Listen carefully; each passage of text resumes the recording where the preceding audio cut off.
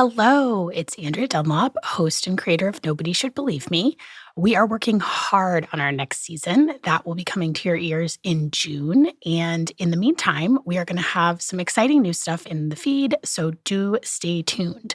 But today, I wanted to share our unabridged interview from last season with Dr. Jessica Pryce, because her new book, which is called Broken: Transforming Child Protective Services, Notes of a Former Caseworker, goes on sale today, March 19th. I read this book in preparation for my interview with Dr. Pryce, and I honestly could not put it down. It is so compelling and so heartbreaking and just gave me such a good perspective on the issues that it covers. I still think about this book all the time. I talk about it all the time. And honestly, if you love my show, you will be into this book. So we will include a link in our show notes for where you can buy the book. And in the meantime, enjoy the episode. Hi, Dr. Pryce. How are you? I'm good. How are you? I'm good too. Thank you so much for being with us. I just finished reading your book this morning, and I really loved it. I think I read it in 2 sittings. Wow. It's really well done. And I just wrote my first nonfiction book, and it's so much more of a challenge to keep things moving. You did a really great job. I felt like I was turning pages. I was wanting to know what happened to everybody. So I appreciate the feedback for sure. Yeah, really well done. And also, I know your editor, Gabby Page Fort. I always read the acknowledgments because I always want to know who everyone's team is. So yeah, she's great. Oh, she is awesome. Well, to start with, if you wouldn't mind just introducing yourself. Hi, my name is Dr. Jessica Pryce, and I am a faculty member at Florida State University and started my career in child protection as an investigator. And now I do a lot of work around the country around training and leadership development and really how do we shift our mindsets and do this work differently. And you have a new book coming out. It's called Broken. Can you tell us a little bit about your book? Sure. So I started working on Broken in 2018, and I really set out to amplify the voices of Black women who were going through the system and working hard to pull their families back together. And it has become, over time, also a professional memoir where I certainly amplify Black women's voices, but I also add in my experience from the front line when I did child abuse investigations. So I'm hopeful that people get an understanding of what CPS work looks like and also just the complexities here and there for everyone involved. As I mentioned, I just finished reading your book this morning, and I noticed in the author's note that you mentioned originally you were thinking that it might be sort of more of a bird's eye view of things, and then you ended up making it more personal, which I think happens to a lot of us when we're writing about things that are personal. So can you tell us about that process and how you ended up putting yourself in the story?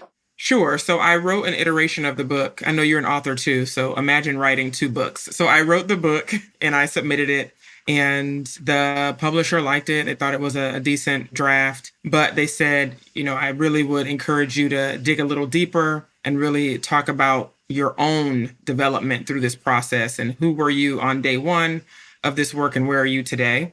So that's when I decided to really figure out, now how do I write a narrative nonfiction book, right? How do I narrate my experience in a way that isn't going to have someone put down the book, isn't going to have them not want to finish the book? So I actually took a course online around narrative, creative writing, narrative nonfiction, and it was an amazing course and just taught me how to put myself, to your point, in the story, and also how to keep the story moving and having folks realize how fast-paced this job can really be and how you just don't know what is going to happen. Even if you have an idea, it's so complex. You just don't know what might happen with a case. Yeah, and I thought that served the book so well to really humanize both the investigators, your coworkers, your supervisor, and also the women that you were interacting with. So I really loved that. I think a lot of people start off working in CPS with really good intentions, like you did, that they want to save kids and they want to help kids. And it sounds like in your experience, the job did not really live up to that description. So can you tell us about that? I came into the system because it was an opportunity. It sounded like a really noble thing to do where I would come in and keep kids safe. And I realized soon after that it was very much a level of intrusion that I didn't expect. I don't know why I didn't expect that, but I was 23 and it was a brand new internship and a brand new job. So many of the situations are very awkward, very intrusive, and you are meeting families on sometimes their worst day and asking them questions that they probably couldn't answer on their best day, right? And you're requiring them to really have a lot of objectification of all of their decisions, all of their behaviors. And, you come in to save kids, but you realize you do a lot of policing in many ways. Yeah. And you kind of talked about how that job ends up being pretty at odds with helping kids a lot of the time. It is. It sort of creates this rift between you and parents. So instead of helping kids, you're really ostracizing, punishing, you're focused on the parent. And we often miss like what's best for this child in this moment.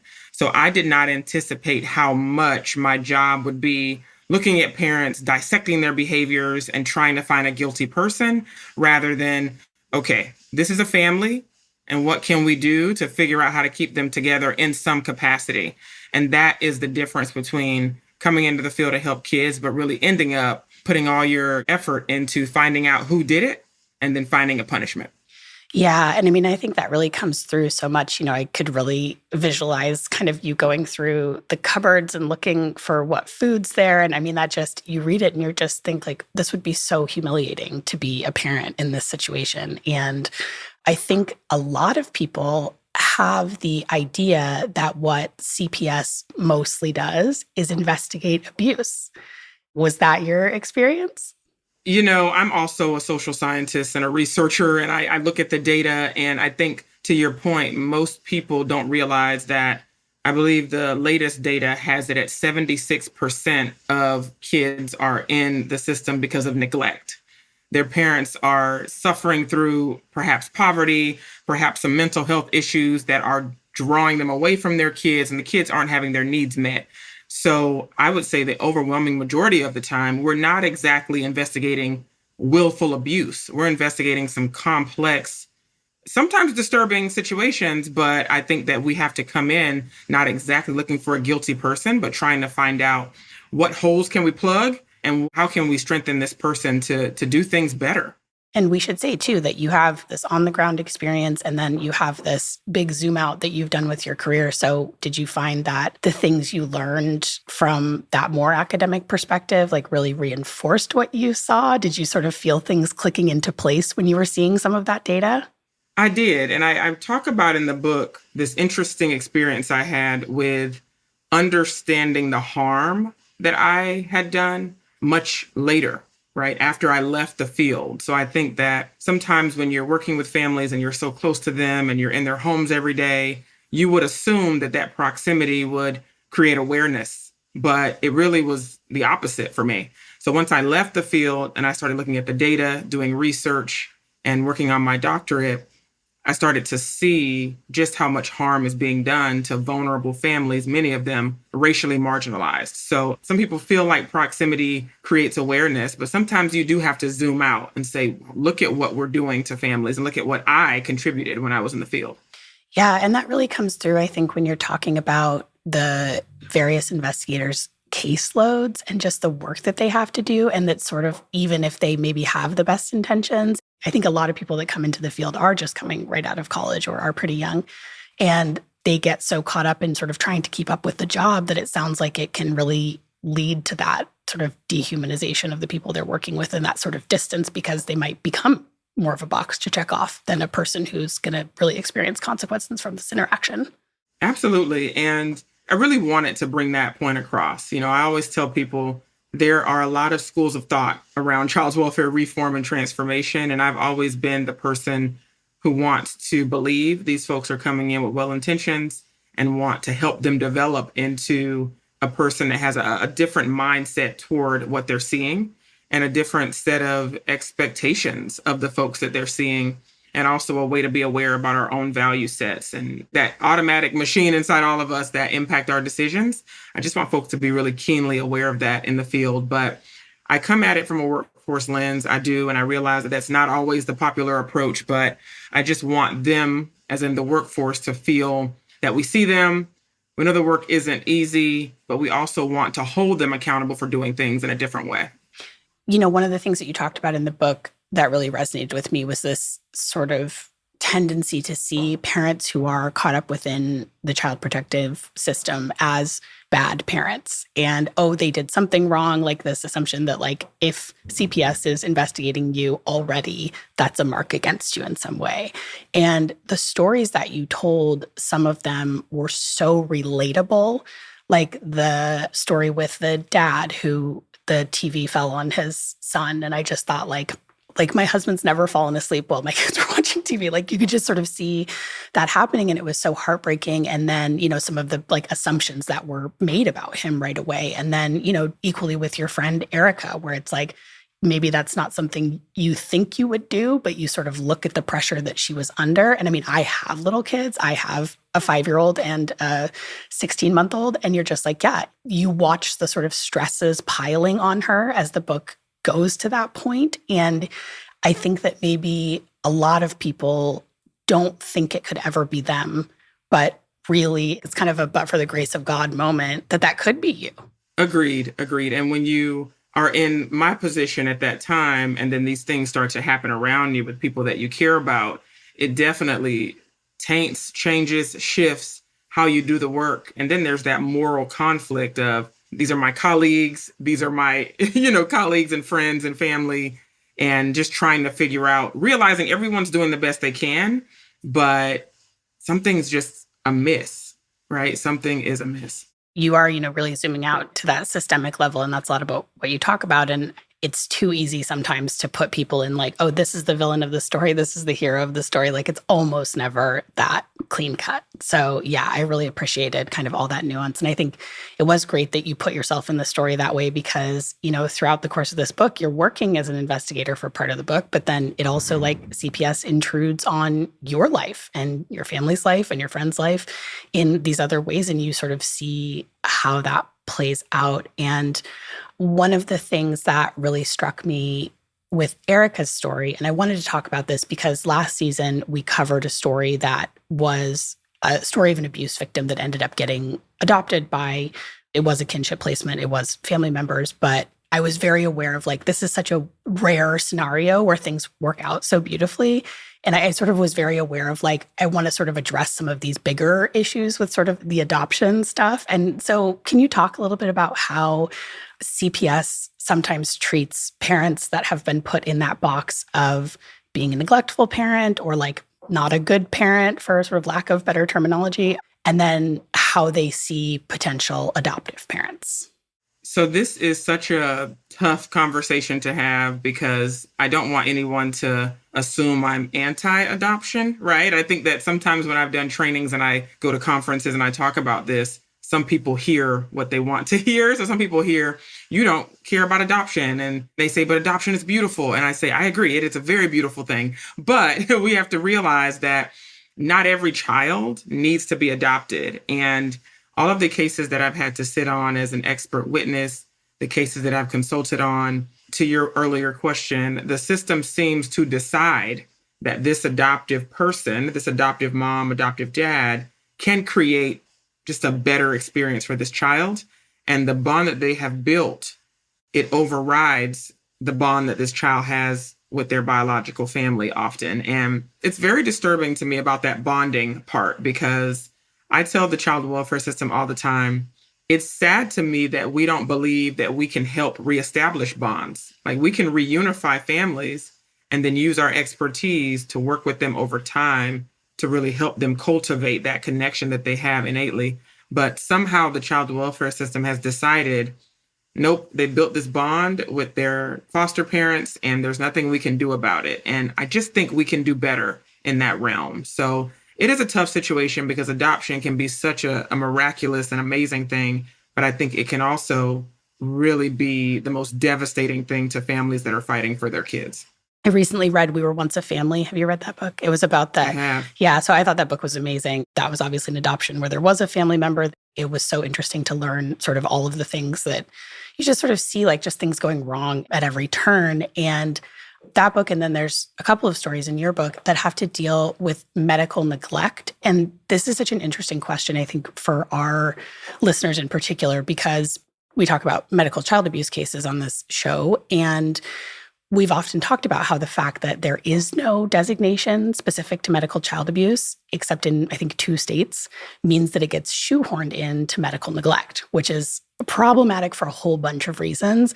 But I really thought in reading some of these stories where you think some of these situations of, quote, medical neglect are really stories about access and or stories about misperception and misunderstanding. Can you tell us a little bit about that designation and how people kind of end up in that bucket of medical neglect? In my experience, a lot of families, when they go in to get help, when they go into the ER, when they, are talking to physicians, a pattern that I have picked up on is these parents are asking questions, perhaps pushing back a little, not wanting to accept everything that the doctors say. Some parents want to understand all of the nuances and details about treatment plans and what exactly are you doing to my baby. And I think that a couple of the stories I mentioned, they started to create this mistrust with the hospital staff when they started to push back and ask questions. And I think that level of mistrust often leads to CPS being called, and I think you used the word assumptions, assuming, okay, this parent is neglecting our medical advice. This parent is not doing what we think needs to be done right now.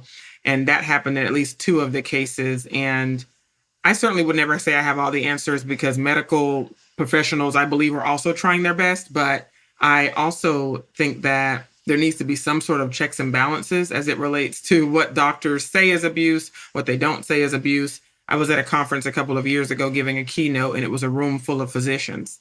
And they brought me there because they said, we want to hear about racial disparity, implicit bias.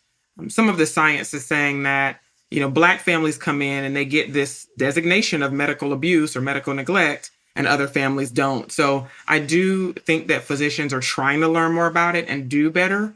But I think that there still needs to be some sort of checks and balances.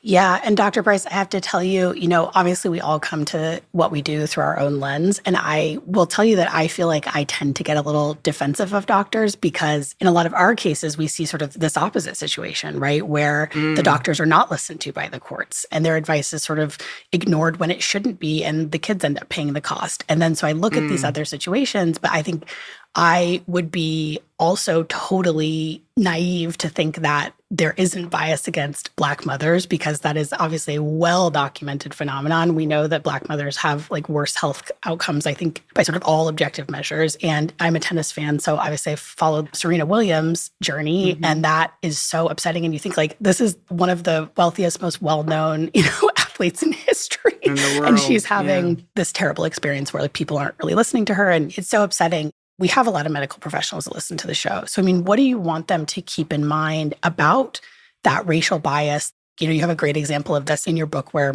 you are talking to these 2 white CPS attorneys, and they're like, well, no one was racist against her, so we don't need you to come in with your expertise. And it's no, that's not the point.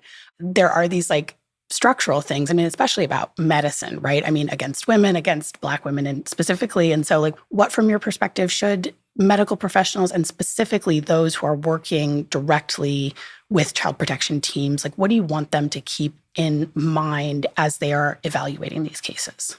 So I would offer that a lot of child welfare agencies are beginning to do group decision making. When I was in the field, I would often make a decision. I would call one person and we would make a decision about removals or make a decision about what we see with a family. And a lot of child welfare agencies are saying, if it's not an emergency situation, so to speak, let's get into a room and talk about what we see and talk about it from 3 different lenses, right? What are the strengths of the family? What's the relevant history? And what supportive things can we do to keep them together, right? They come into the room with the frame of reference that this family is staying together unless they can't, right? They don't come in with the frame of reference of, okay, this child's in danger. What can we do to protect them? They come in saying, this is a family and we're going to do everything we can to keep them together unless we can't. It's always, that is the way we look at it in this group decision-making model.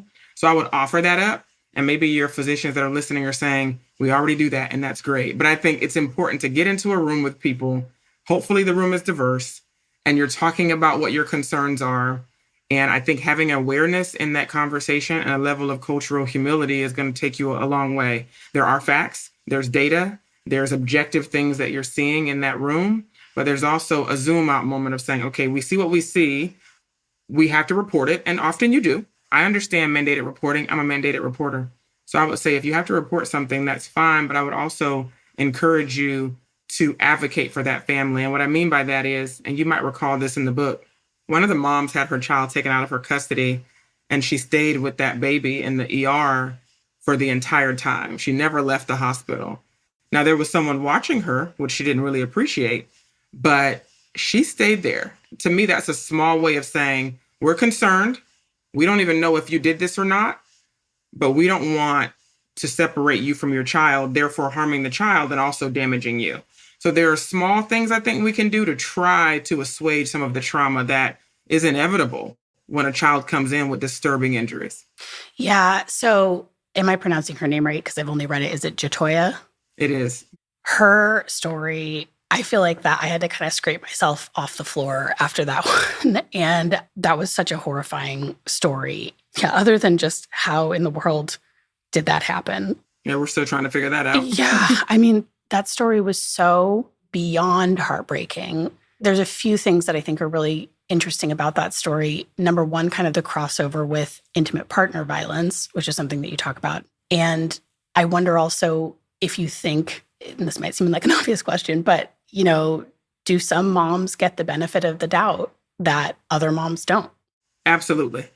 And I see that so much. And that's why you probably also saw that I talk about this framework of development, because there are certain mindsets that really discount any credibility when it comes to moms in the system. And when I talk about this case in particular, I explain to people that the folks that wrote Jatoya off, they have a very specific mindset about whether it's Black moms, poor moms, moms that are involved with men they don't like they have some sort of bias toward this person. And when they've already put those lenses up toward that person, the person doesn't have a leg to stand on, and they lose credibility and they don't get any sort of benefit of the doubt. That was a story that was so hard to read, how anyone could think that was the best thing for those children. That's one I think is going to really stick with readers, to say the least. Yeah. And so, boy, I think, Dr. Pryce, we chose the most third rail things to focus our careers on. So, but, I hear sometimes people have, a little defensiveness about race, to say the least, when someone brings race into the conversation. Something I've heard before is oh, it's not race, it's socioeconomic status. But as I was reading this book, and I mean, surely both of those things play in. As I was reading your book, I was thinking about the mom that we covered last season. So Brittany Phillips, and she's white and she was low income.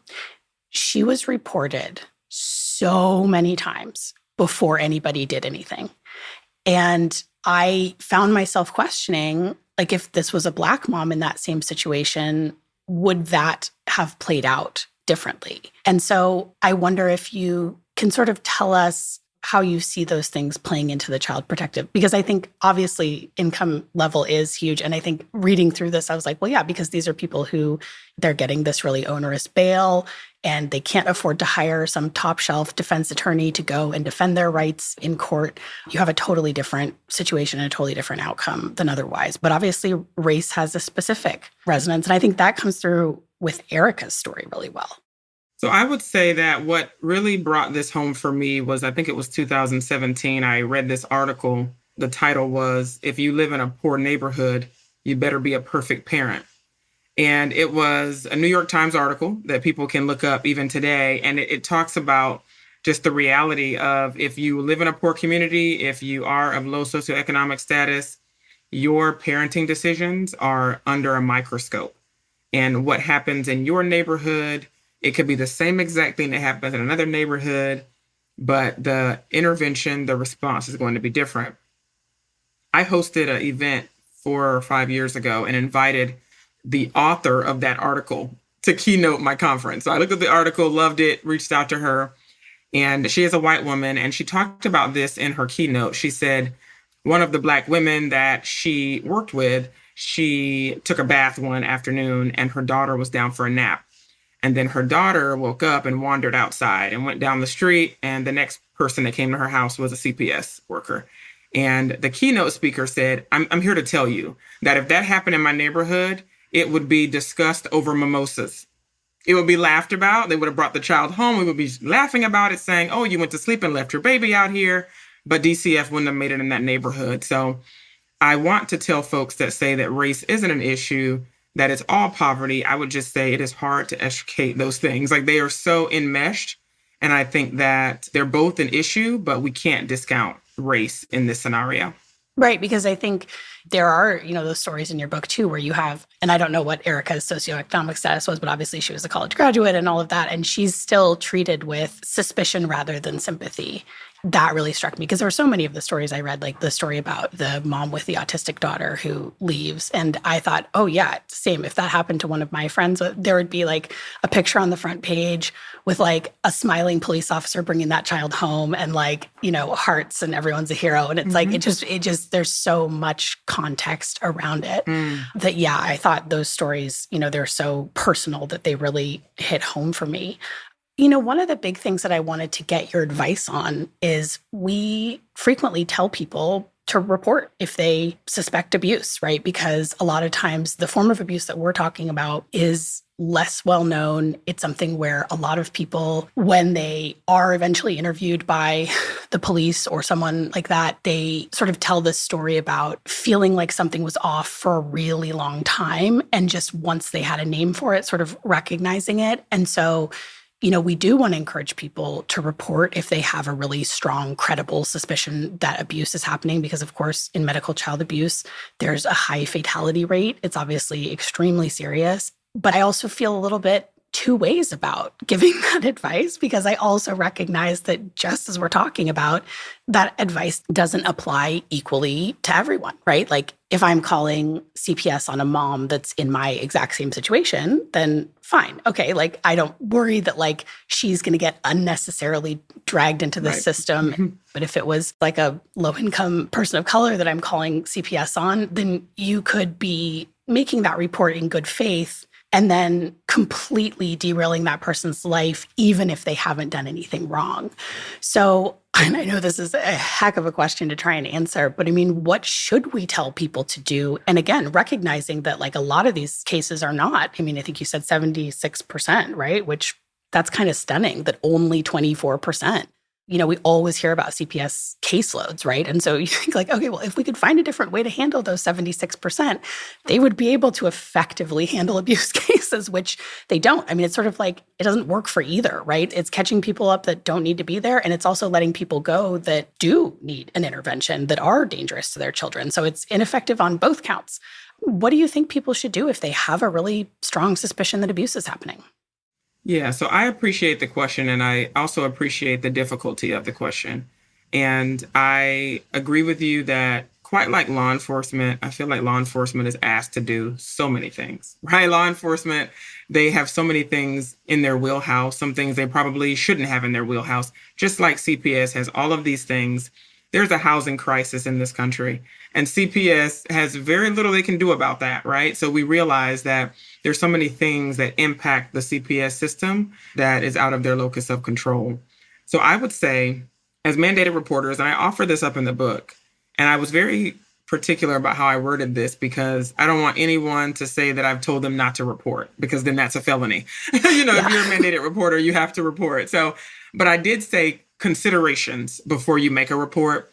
And I gave 6 or 7 things to think through. And one of those things is, do you know this family? Are you aware of anything that's happened in the last 6 months that might be contributing to this issue? Might you consider having a conversation with someone you trust, a community advocate, about this family? You can keep it anonymous. If you don't want to mention their names, just say, I know a family, and talk about potential resources if you can help. I also made a statement in the book and said, fill in the blank. If this family had X, my concern would be resolved, right? If you can put something in that blank, then you might have an idea of who to talk to and where to go. And I offered that up because when you look at the data, you see that educators call, law enforcement calls, and physicians and social workers at hospitals. And I think that we can't stop the mandate. It's federal. You have to call it in. But if you can take a moment to consider what might happen and what are some things we can offer, we're doing a big push to make ourselves known as mandated supporters rather than mandated reporters. So we do want to have this supportive lens before we make the call. I also want to share that there is a pilot going on in some areas of California around a family support plan where we're asking mandated reporters to fill out a one-page piece of paper before they report a family. And on that piece of paper, it asks questions like, have you talked to the parents? Where some people laugh when I say that because they're thinking, wait, people report people they don't talk to? Well, of course, they might not know them. But if you are a teacher, we want you to stop and say, well, let me try to talk to mom. Let me try to talk to dad before I, call DCF. And there's a slew of other questions. And some people at the end of that form, they still report the family. So it doesn't mean you don't report the family, but now you have at least thought, you've considered, and you can also offer more information to that hotline operator. So again, no easy answers, but I am asking people to take a moment to consider why you're doing it, what resources can be offered, and make sure you're aware of what might happen to that family as a result of your call. Yeah, that's great advice, taking that time to be thoughtful about it. One of the stories that you tell in the book is, I believe, the very first case or one of the first cases that you worked on when you were an intern. Can you tell us about that mom and how that was sort of your first introduction to this work? Absolutely. It was the first time I was on a case. I was an intern, so I couldn't really do much except assist. And it was an environmental hazard case. And if you know anything about that, it means that the home is not safe for the kids that live there. So when we went to the home, I remember walking through the home and honestly feeling appalled at what I saw. Like, I was angry, I was shocked, and I felt, oh, these kids shouldn't be here. Like, I immediately had these thoughts, and I don't have a lot of authority, so I couldn't make those calls, but I definitely remember feeling like this is not okay. And that's why I tell people all the time as caseworkers, we're human. So I always talk about bias, but we are human beings, and we can feel things when we see things that, don't feel right. And we feel like kids shouldn't have to deal with that. But I believe what I missed, and also what my colleague missed that day, was the mom and her experience and what she was dealing with.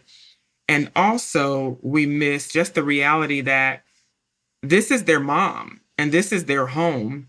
And, at the end of that case, we made a decision to take those kids out of the home. But as you read, it created so many other problems for those kids and for this mom. And I don't want to be reductionistic and say, all we had to do was clean up, because it's not that simple. But I do think that we could have went about that case in a different manner to try to keep that family together.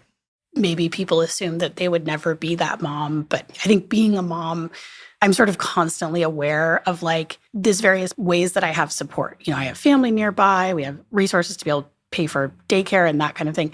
And like, if all of those things were taken away, like, what kind of mom would you be? Wow. And it's so visceral because I'm so aware that like we don't have any systemic protections at all for moms. The minute you become a mom, you're like, oh, I work for myself, so I didn't get any paid maternity leave. It's like, oh, we have nothing. It's like just on the government level, like no support for moms, nothing subsidized. It's so different than other countries, right? And so you just, with that mom, I think it was so heartbreaking because you just think like, she's clearly having a mental health crisis. And like, I think if you were looking at it, through that different lens, you would see like, oh, well, anyone who's living like this needs help, right?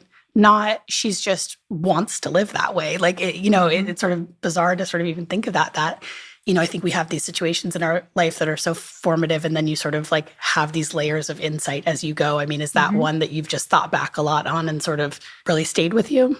It did. I think about it a lot. And what I realize is in CPS, we also want parents to react a certain way. And that day, this mom was not contrite. She was not, she was not apologetic. She did not meet us at the door and say, I'll get this cleaned up by the end of the day.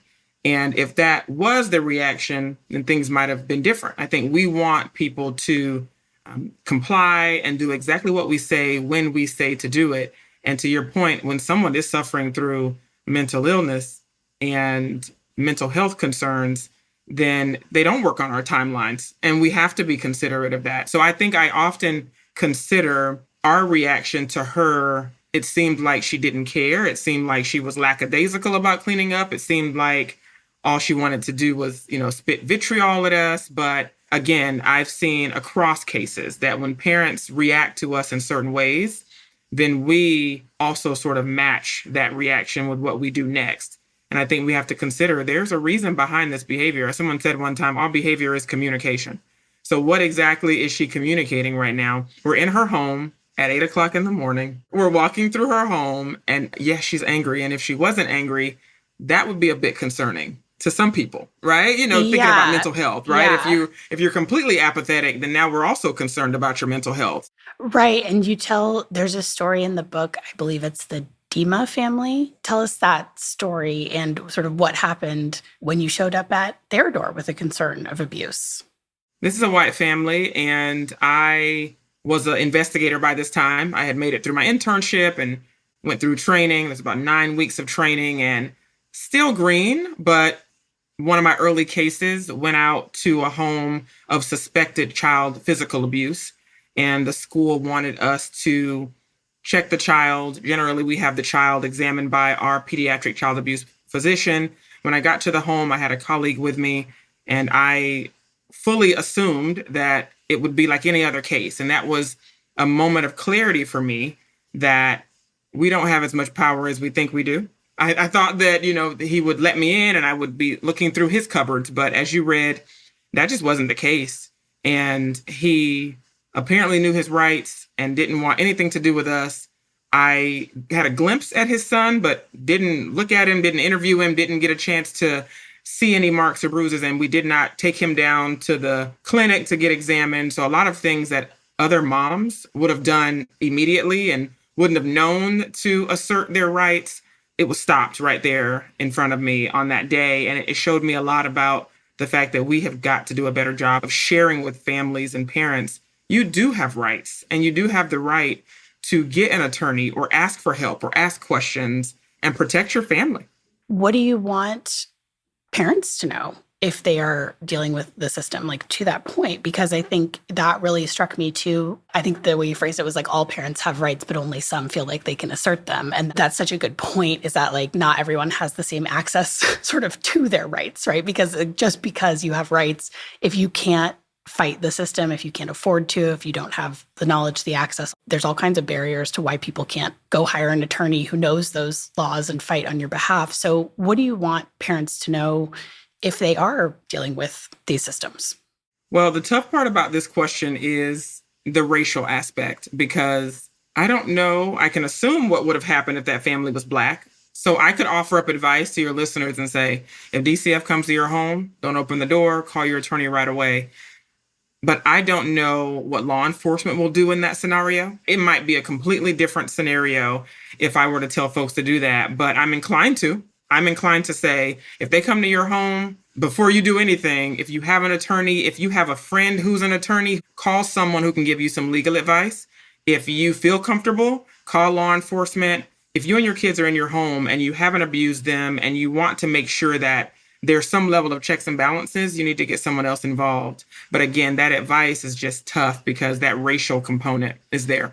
When you talk about sort of CPS being all powerful in some contexts and then powerless in others, because that's what we've heard from some CPS workers and supervisors that we've talked to, is like, people think we have all this power and we really don't. But I think there's like power in the perception of it too, right? Because like if you are a white mom and you know that you can sort of assert yourself and stand up for yourself, and that's not going to like ruin your life, essentially. It's not the same as if you're a Black mom and you're worried that that's going to be taken and held against you in this way that it wouldn't be otherwise. So you're right. I mean, it just couldn't be more complicated. It's just the same way that not all traffic stops are equal, right?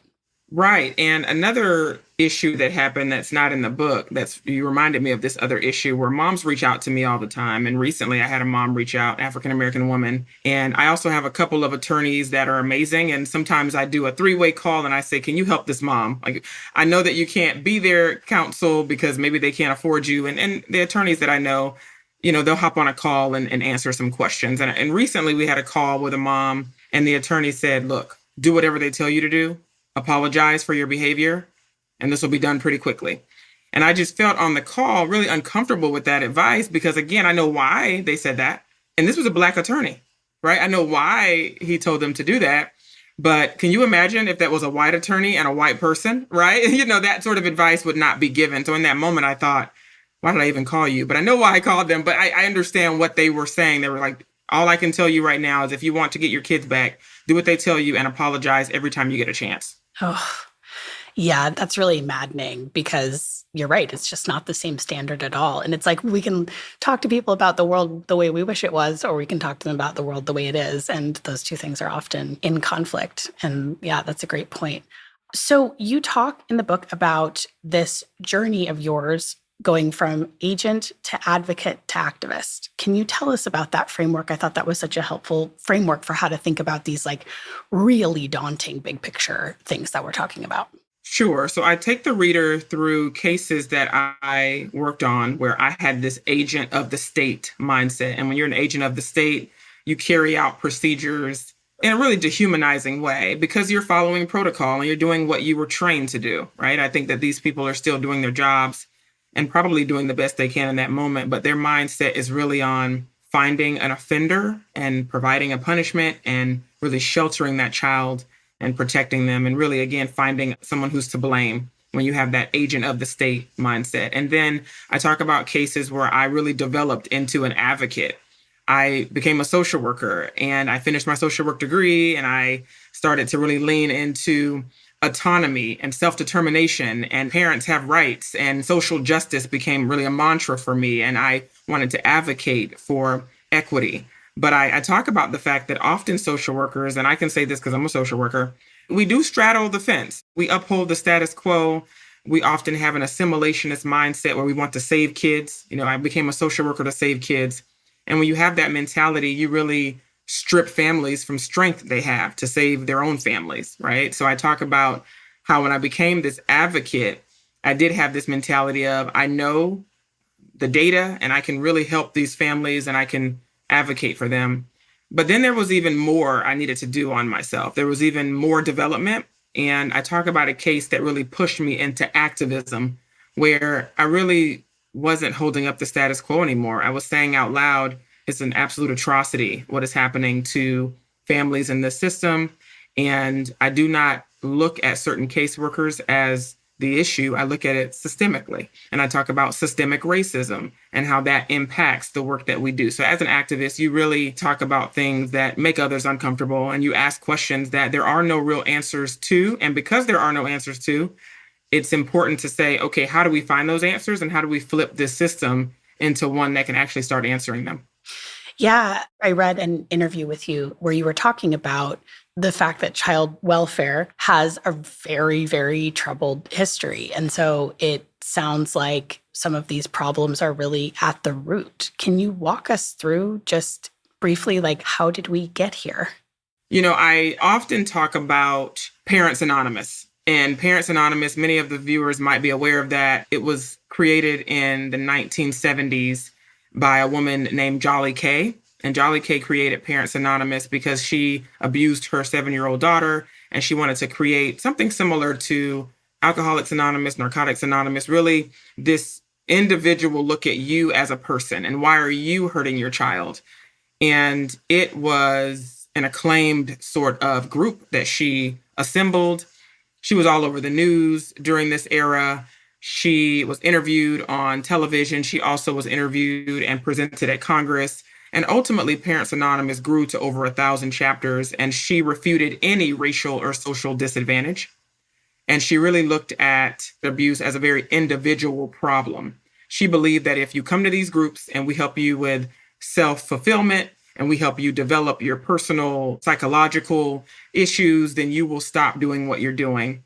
And I tell people, if we look at the policies that happened since Jolly Kay and since Parents Anonymous, I mean, Parents Anonymous was propelled across the country through a pretty big policy known as CAPTA, the Child Abuse Prevention and Treatment Act. And it endorsed Parents Anonymous and created funding for it. And I tell people all the time, if you're wondering why we look at parents the way we look at them, it's probably because a lot of our policies were written based on this individual mindset of you're the problem. These parents are the problem. And if you know anything about CPS, you know that most parents get a case plan and many of them are identical because again, we're saying, okay, the parent is the problem. So if we develop you, then things will get better. Could that be a lever development? Sure, but it can't be the only lever. So I tell people that historically we have created a narrative that this is a very individual problem and that racial and social environmental issues have nothing to do with child abuse. And that just can't be the reality if we're looking at almost 80% of families dealing with neglect. That is sort of a deeply American ethos, right? Of like, it's an individual thing. It's an individual problem. It's a you problem. It's a self-help problem, And yeah, just like to sort of ignore all of those things. And even as you're talking about her, I'm like, well, even if that approach was effective, it would only apply to 24% of the cases. So you still have the majority that are not falling in that, like, I'm here because I abuse my kids. So yeah, well, that is really helpful. So, okay, now the big question is, where do we go from here? How do we fix it, Dr. Pryce? So I get this question a lot. So I'll start by saying that there are no easy answers, but there are a lot of people that are concerned with the child welfare system right now. And two things come to mind when people say, what can we do? Where can we go? I always tell people the first thing is, as caseworkers, as child welfare professionals, as medical professionals, guardian ad litem, the child welfare community, I believe that we don't have to wait on policies to change. Now, we need policies to change, but we can also do some changing inwardly, right? We can look at ourselves and decide that the next time I talk to a person, a mom, a dad, a child, I'm going to do all I can to not dehumanize them. I'm going to do all I can to share power with them, right? And I tell people, you can do that even if you have to make, in my opinion, removing a child from their family is the nuclear option. Like, it is a really big decision and it is traumatic all around. And sometimes it has to be done. And even if you do that, what about kinship care? What about still keeping parents, if applicable, part of the process and encouraging them, hey, we want this family back together. We're with you. We just have to see some things change, right? But often we remove a child and their parents become the enemy, right? If there is a way to reconcile and bring this family back together, we can't push parents away. So that's the first thing I'll say. I want the community to look at the next family they talk to and try to engage them in a different way. And I think that that will help. Again, the larger scale things we have to do is shift policies. I mean, the policies that govern our work create mandated reporting, right? The influx of cases that are coming in are crippling the system. And we talked about this earlier on this podcast. These cases are coming in, caseworkers are drowning. So how can they do justice-centered case work, right? With all of these cases coming in. So I think we have to figure out how to shorten, minimize, limit the front door to child welfare, because the front door is wide open. I have a theory that no one listens to, that I don't think that child welfare should be even engaged in work with families that are dealing with poverty. To me, poverty is not a child abuse issue, right? So I think that when it comes to certain types of neglect, that shouldn't go to child abuse investigations. That shouldn't go to the child welfare system. I hope one day a policy enacts that. But I think that that would really take the strain off of our system. For the record, Dr. Pryce, I 100% agree with you. Because you read about these cases and I'm thinking like, again, Jatoya was one that just stuck with me so much because she was clearly being regarded as a mom who wasn't doing what she was supposed to do because she couldn't and because there was this huge burden on her of having to fight this case. And like, there's so many conversations right now that are like almost intruding on this conversation in this way. I mean, we have, some of these like parental rights stuff when it's around, oh, I don't want my kids to learn about race in school and that kind of thing. And some of this stuff about like the system is stealing kids and sort of a huge distraction from what the actual systemic problem is. And if you had that sort of assessment right away of like, is this poverty? Are we just looking at poverty? And like, let's fix that. You think about, these sort of stipends and stuff that go to foster parents and you're like, couldn't you just give that money to the parents? And then like, that would solve the problem. Like, that seems very straightforward to me. But obviously it is that mindset of like, oh, they're bad parents and we need to take the kids away and give them to these other people who are good parents because they volunteered to be foster parents or adoptive parents or what have you. So yeah, I completely agree with you. And, again, we sort of see it from this other, I think it's two sides of the same coin. We always hear that CPS, their caseloads, and they oftentimes reject over and over again, or nothing sort of gets done about cases of legitimate abuse and not just medical child abuse, like child sex abuse and like all these other things that sort of sit on people's desks or whatever. And it's like, well, yeah, because they're totally overwhelmed dealing with people who are just in poverty and would not be abusive parents. So it's really maddening. So yeah, I'm with you there. I don't think poor people belong in this system at all. It's not a fair fight at all. And I'll also just add that, a lot of people are pushing kinship care placement. And I think that some people who look at me and look at my work, they assume that I'm saying no kids should ever be taken out of their home. And that's not what I say. There are some advocates that don't believe any child should be taken out of their home, but I'm not one of them. I say sometimes that has to happen, but I don't understand why we can't do a better job of keeping the child with people who already know them and already love them. When I talk to caseworkers, I say, ask yourself that. Who already knows this child? Who already loves this child? And with that question, we've had teachers step up, neighbors, friends, if there's no family. So we're trying to keep a level of belonging within that child. And science of belonging says that kids feel like they belong with folks who already know them. So again, we have to do certain things, but how can we take a second step to think about what's best for the child? Yeah, I really love that you said that, because I think something that I talked to some of my colleagues on the committee about, especially those who I work closely with, is this idea that even in these cases where there's really severe abuse, the alternative may not be any better. And that's just like a horrible reality to look at. Like, there are cases like the one we talked about last season where one, they ended up with the dad who was protective. And then the other one, she went to a family member. But I've also heard of cases where kids got out of that situation removed, and rightfully so, because that mother was putting their life at risk. But then they ended up in foster care and were abused there and had this horrible experience there. And you're sort of like, well, that's like out of the frying pan into the fire. So it's like, how can we also make sure that, like, in those situations where a child really does have to be removed, how can you sort of keep it from being that most traumatizing experience?